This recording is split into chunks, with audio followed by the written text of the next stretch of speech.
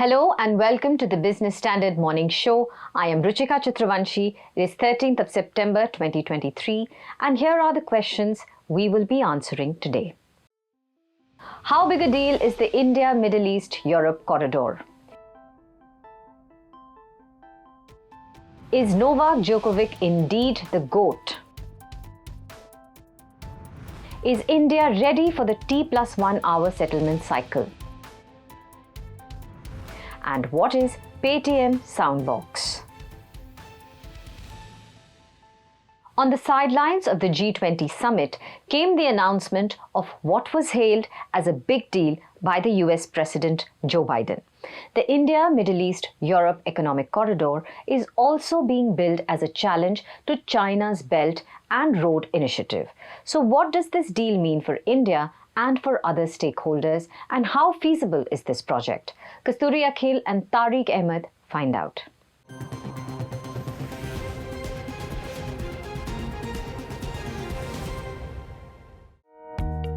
India, it looks like, has found its spot in the China +1 policy adopted by the US and its allies. The proposed economic corridor, which starts from Indian shores and cuts through the Middle East to reach European markets, will, experts believe, enhance India's appeal as a manufacturing hub. The economic corridor was announced during the just concluded G20 summit in New Delhi, and it coincided with another development which has a bearing on geopolitics. During the summit, Italian Prime Minister Giorgia Meloni reportedly indicated that the country may exit China's Belt and Road Initiative, BRI. Italy is the only G7 nation part of BRI, and the upcoming economic corridor is being built as an alternative to China's BRI. A Memorandum of Understanding to build India-Middle East-Europe Economic Corridor, or IMEEC in short, was signed by India, USA, European Union, Saudi Arabia, UAE, France, Germany and Italy. This project is divided into two corridors. The eastern part of the multinodal corridor will connect India with the Gulf countries, and the northern corridor will connect the Arabian Gulf with Europe. Besides the ship-to-rail network, the project also aims at laying down electricity and high-speed data cables and a clean hydrogen pipeline along the route. The project involves a sea route from Mumbai to Dubai port, which will then serve as the starting point of the rail network across Saudi Arabia, Jordan, Israel, and then end at the Haifa port. The railway plan would provide an impetus for investments, especially Indian rail and port infrastructure companies that can leverage its proven expertise in handling large-scale rail projects. So how big of a deal is the IMEEC project? The most important thing it has done, it has recognized India's emergence as a major economic activity geography in the world. The Gulf is already major partners for India in terms of trade. So is Europe. When this connectivity becomes better, and the moment you add rail to sea lanes, the time difference shortens considerably. Earlier, in some senses, in terms of what would happen in the future, the Chinese were the only game in town. Now, the other large behemoth in the developing world, in the emerging economies, India, is also very much there. The project will be developed under the Partnership for Global Infrastructure Investment, or PGII plan, led by G7 countries. PGII was launched as a joint initiative last year with the objective to help developing countries secure funding for infrastructure projects through public and private investments. But is this project economically viable? Sending freight by sea might be slower, but it is much cheaper than the rail or road route. Like Chinese Railways expansion plan continues to bleed its exchequer. Its total debt amounted to about $890 billion at the end of September, equivalent to about 5% of China's GDP. While the transportation cost is not known yet, according to media reports, this corridor could reduce the transportation time by 40% against the Suez Canal route, which is overloaded and disrupts the supply chain too. Some reports claim that it would cut the transportation cost also, but Business Standard could not verify it independently. transporting different kinds of goods costs different amounts of money. There are products which are flown, there are others which go by ship. So that comparison is a complicated comparison to make. But is this a feasible project? Yes, I think it is, because the trains part of it will allow India to expand its trade with the Middle Eastern countries. We'll be able to offload and onload on the trains as they pass through Saudi Arabia, UAE, through Jordan, and through Israel as well. And what could be the challenges in implementing the IMEEC project? One big geopolitical challenge in this will be the pace and the quality of the rapprochement between Saudi Arabia and Israel, since the intention is for goods to pass through Saudi Arabia, Jordan, and then the Haifa port in Israel. Though how that proceeds will certainly have a determining impact on how well this project can be developed and the pace at which things can start moving. The Economic Corridor project is being perceived as a counter to China's One Belt, One Road or BRI initiative that was launched in 2013. The aim of the project was to develop infrastructure to connect countries across Asia, Africa, Europe, and Latin America. However, it has been widely condemned for pushing lower and middle-income countries into debt traps aggravated by the COVID-19 pandemic. While BRI was bankrolled by China, IMEEC is being funded by several nations. It has the backing of G7 countries. The next 60 days will be spent in sketching out an implementation plan for the project. The speed at which so many countries came together to forge an alliance for the project indicates an urgency for an alternative. According to experts, the involvement of major economies like the USA and the European countries ensure greater economic and logistical feasibility of the India-Middle East-Europe Economic Corridor.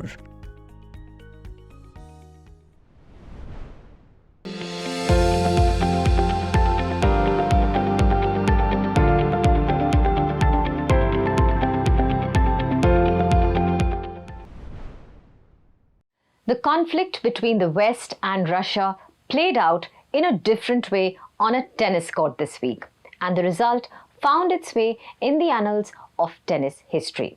Novak Djokovic dropped Daniil Medvedev to lift the Grand Slam for a record 24th time and equaled Margaret Court's record in Open era. And with that, he has reignited the old GOAT debate. What is this debate about? Is it finally settled? Is Djokovic indeed the greatest? Debargya Sanyal and Ayush Mishra bring you the answer.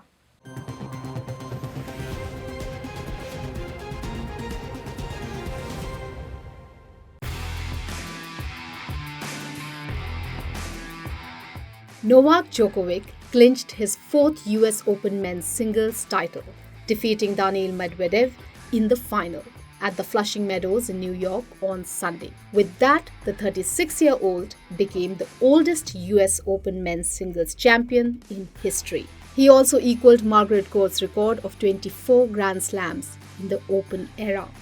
Novak Djokovic is now too clear of Rafael Nadal's tally of 22 men's singles Grand Slam titles. Roger Federer is further back on 20. As the current world number one in tennis, Djokovic also has a total of 11,795 points to his name. Considering the number of Grand Slams in one's kitty, the old debate of who is the greatest of all time in tennis finally seems to be settled. Or is it?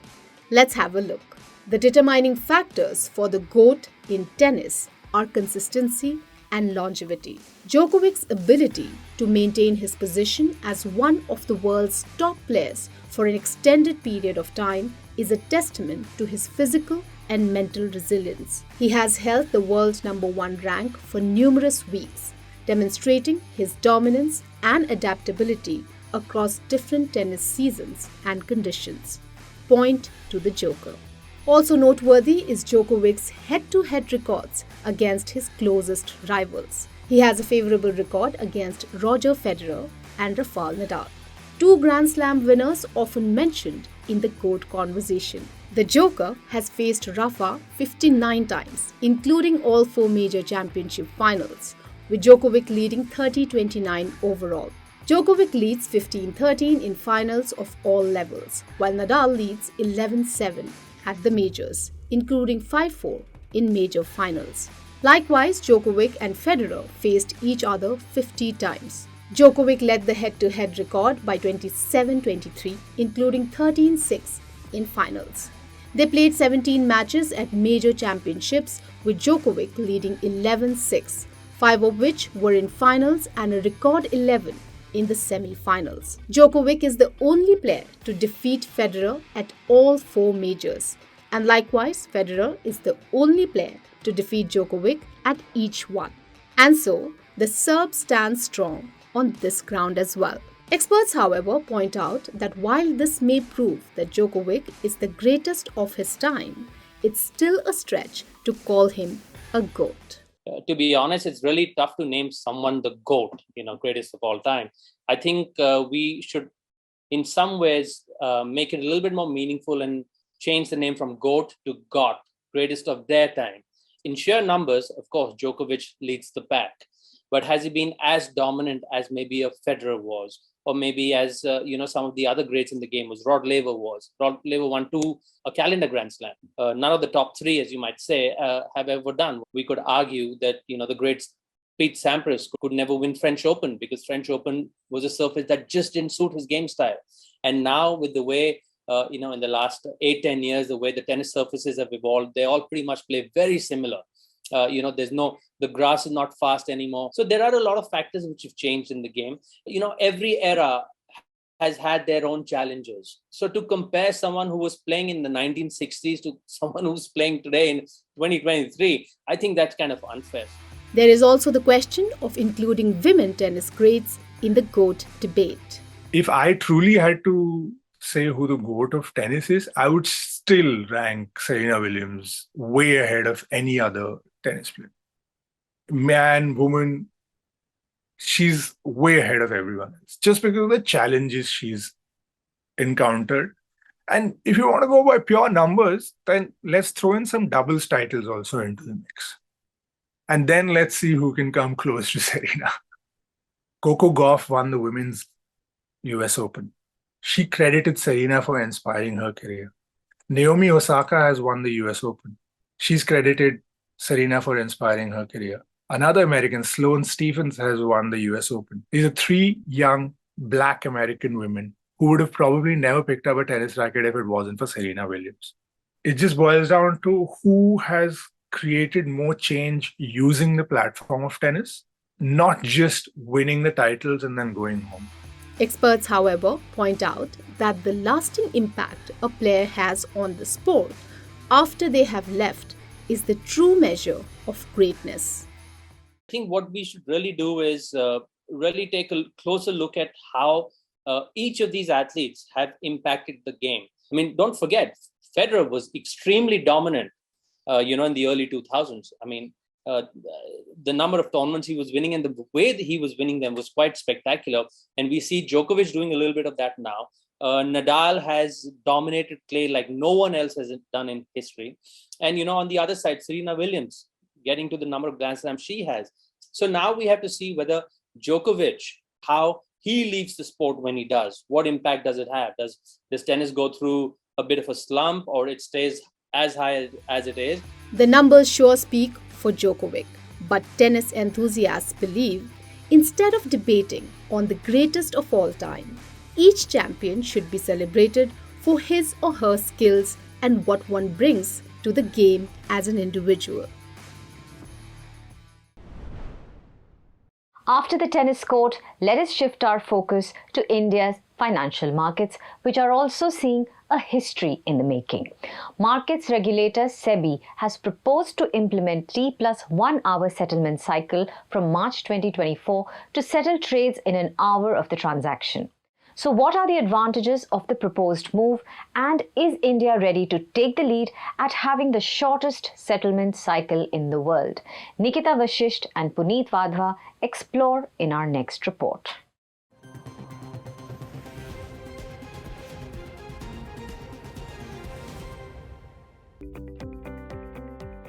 come March 2024, and India will likely have the shortest trade settlement across the globe for equities. According to a recent proposal by the market regulator, Securities and Exchange Board of India, trades in domestic securities will be settled within an hour of execution. The cycle will be known as T+1 hour cycle and has not been adopted by any other major economy. India will be the first country to do that. Yeah, no one has done till now. China is only in T+1, so we'll be the first country. So it's a proud moment for India. So there are advantages such as it will increase the liquidity, it will increase the efficiency. At present, China has T+1 settlement cycle where T represents the day the trade is executed and 1 represents the number of days it takes to settle the trade. All other major economies have T+2 settlement cycles. India, on its part, became the second country in the world in January 2023 to fully adopt the T+1 settlement cycle. From the T+5 settlement cycle, which existed till 2002, India had T+3 settlement cycle till 2003 and then T+2 till 2022. With T+1 hour settlement, SEBI aims to enable investors with quicker access to funds and securities, improve market liquidity, mitigate counterparty and liquidity risk, and make the Indian stock markets more accessible to investors. That said, the tightening of the settlement cycle comes with its own set of challenges. The main challenge will be for institutional clients, for FPIs. There will be a cross-currency trade. There will be a time horizon. When there will be a day, there will be a night in US and Europe, right? So how that will be tackled? So that also needs to be addressed. Thing is that actually given to the fact is that they may be given an option of not opting out 1 hour settlement. But if that will be the case, and suppose if client is buying and that counter party is opting for real settlements. That apart, market participants believe the move may increase the cost of executing trades.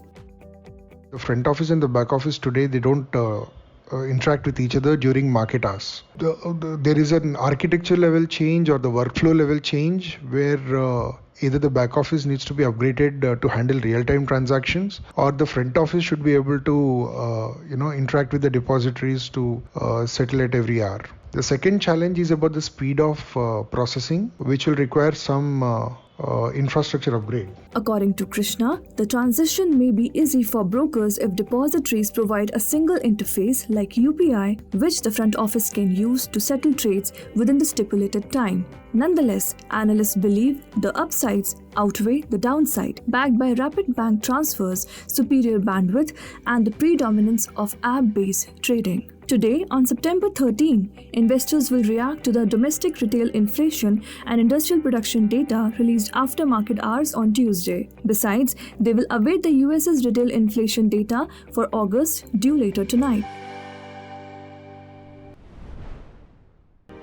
He's making plans for an early retirement. Business Standard. Meanwhile, in another first, Paytm launched a card soundbox on September 4.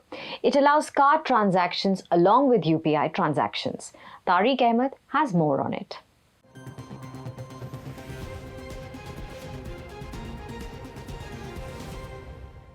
Paytm पर 50 रुपए प्राप्त हुए।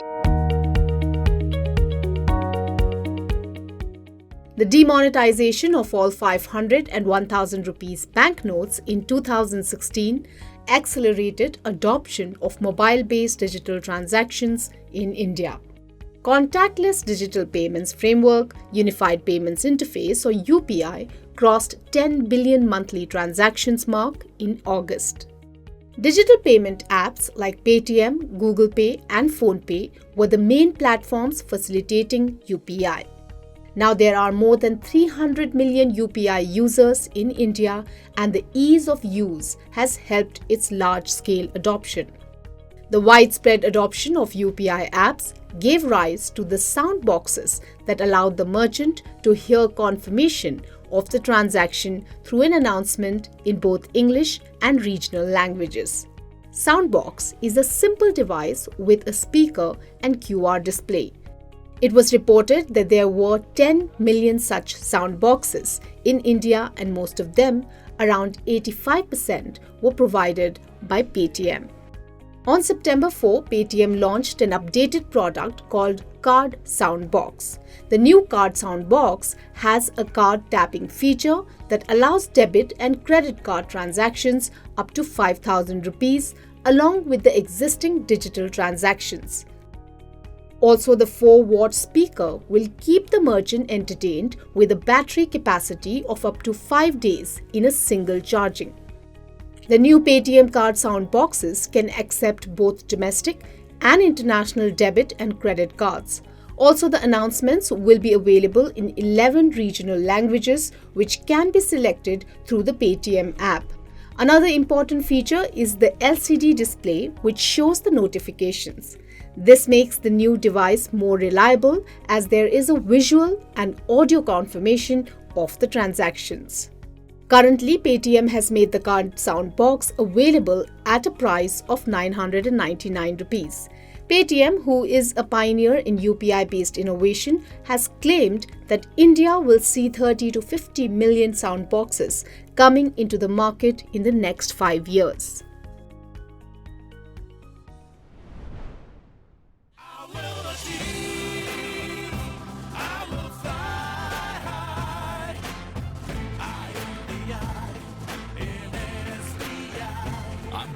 The nation's trusted bank, SBI, the banker to every Indian. Competition, meanwhile, is heating up. Another fintech platform, PhonePe, has added the voice of Amitabh Bachchan to its smart speakers to validate customer payments. Well, that's all we have for you today. For more news and analysis, please log on to business-standard.com. Thank you for watching.